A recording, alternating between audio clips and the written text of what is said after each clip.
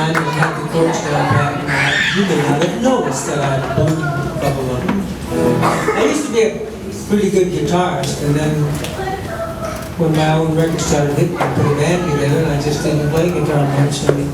So now when I'm trying to do it again, sometimes the capability escapes me. I hope you don't mind too much. Back in the 60s, when we were on the Opry, we hadn't had a hit record yet. But if you were on the Opry, you could book shows out of town just on the Opry name. And you'd get to a little town and there'd be a billboard that says, "Appearing tonight, Grand Ole Opry stars." I'm all in the Glaser. It didn't matter whose name was down here, as long as you had Grand Ole Opry. And they booked the brothers and Charlie Pride into this little club up in Minnesota. Neither one was carried a band. Charlie just had his first record released. It was a 2-night gig, and the room was smaller than this. And I swear, between the two of us, we didn't fill the room either night. But Chuck and I decided we'd play golf on Saturday morning. And Charlie said, "I always wanted to play golf. Let me go with you." So we said, "Sure." And we went out to the golf course and rented our clubs. And Chuck and I teed off, and Charlie got up and put his golf ball down and said, "I am going to knock this ball a mile."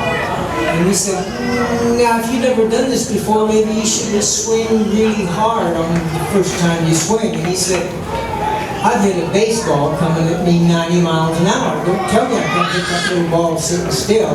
And of course, he had gone to spring training and worked with baseball. And he put back and swung and missed the ball.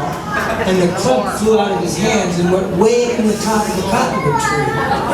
And hung up there. And Chuck and I were going. And so finally the club started coming down. And he went over and got it and stood back up, and he swung again, and he missed the ball again, but this time he came so close to it that just the air from the club going past it knocked the ball off the tee, and it rolled about 6 inches. And Trevor got away. And he said, "Well, go ahead and laugh." So we did.